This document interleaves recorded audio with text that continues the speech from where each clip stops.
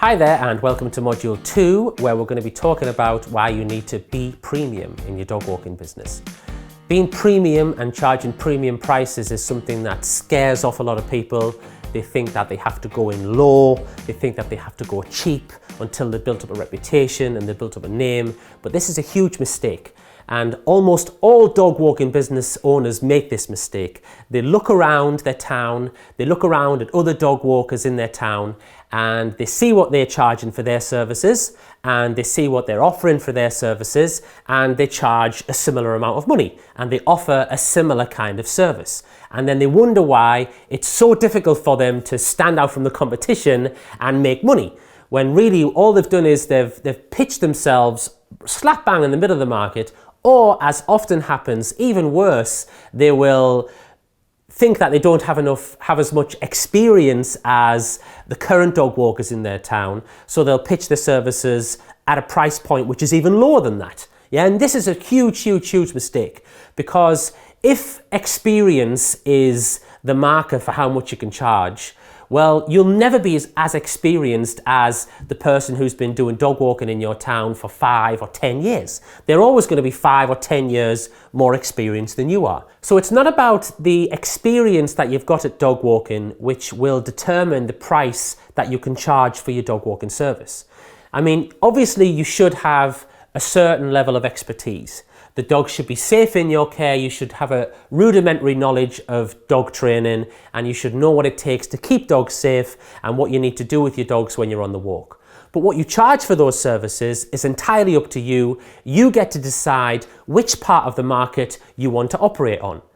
And in every town, in every city, in every country, all over the world, there is a top, a middle, and a bottom tier for every single service in every single industry in your town. Yeah, it's the same for restaurants, it's the same for hairdressers, it's the same for lawyers, it's the same for everything. Every single service has a top, middle and a bottom, and if you look closely enough, you'll also see there's a luxury service offering and a really cheap and nasty offering right at the bottom. It's the same in my town. Mine is quite a working class town in the northeast of England, but we have Michelin starred restaurants at one end which charge a lot of money and offer an amazing experience.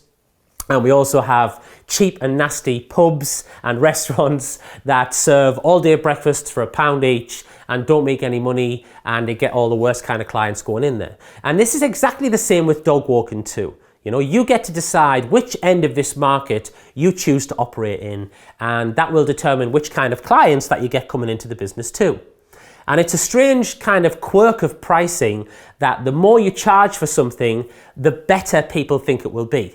Yeah, if we can use the example of, in this country, we've got like Harrods and Aldi. Yeah, at one end of the scale, we've got Harrods, which is a luxury, niche, high-end offering who sell all kinds of things, but they sell them all at a high price. And Harrods is known for being expensive. You wouldn't go into Harrods and expect to pay the same kind of prices as you would at a lower end of the market, yeah? But both ends of the market get to make lots of money too, you know? I just think it'd be far easier for Harrods to sell one item for £1,000 than it is for Aldi to sell 100 items for like £10, yeah? It's much easier to make the big sale if you target your marketing properly at the type of people, exactly the type of people who you know you want in your business. Just pricing your service at the top end of the market is actually the easiest way for you to stand out from the competition. Yeah, when someone's looking for a dog walker, they're going to be looking around, they might Google dog walking and get up a couple of different options. And if you're charging £20 or $20 for your service and someone else is charging £10 or $10 for theirs, the client is immediately going to be either attracted to the higher price or they're going to be put off by the higher price. And that in itself is a good thing, because that means that you will be attracting the kind of clients who are prepared to pay more money, for whom things like amazing service and fantastic quality are more important to them than just paying a cheaper price. And the more price conscious buyers, who are looking for a good deal, they'll be the ones who will be put off by you and they'll be more attracted to the cheaper service. Yeah, but don't think for 1 minute that you can't charge premium prices for your dog walking, even if you're just starting your business now. Because you can, because I did exactly the same thing when I launched Pack Leader Dog Adventures back in 2011. Mine was a Premier service. I charged twice as much as everyone else, and I also changed the offering slightly so that I was offering dog adventures rather than just standard dog walks. Yeah, and a lot of this, what we do with the pricing and with our service offering, is about changing the experience and changing how customers feel about the thing that they're getting. Because as with the restaurant example that I gave earlier, yeah, a meal is a meal, whether it's in the cheap pub who's serving the all-day breakfast, or whether it's the high-end restaurant who's charging £200 for a tiny little tasting menu. Yeah, so it's a meal at the end of the day. It's a meal that you're getting in both places. But to the person who's buying that, they're completely different things. Yeah, and the meal to them is something which is luxurious, and it allows them to be decadent, and allows them to feel good about the money that they're earning and the thing that they're buying. And the other end of the scale is for people who are not as interested in those things. And it's exactly the same with dog walking too, yeah? A dog walk can just be a dog walk, or it can be a super amazing experience that is going to change a dog's life and add so much happiness and contentment to the dog and the owner's life. And in this pricing it at the high end of the market is going to automatically position you as being stand out from all of your competition. So that's the first marketing secret, being premium.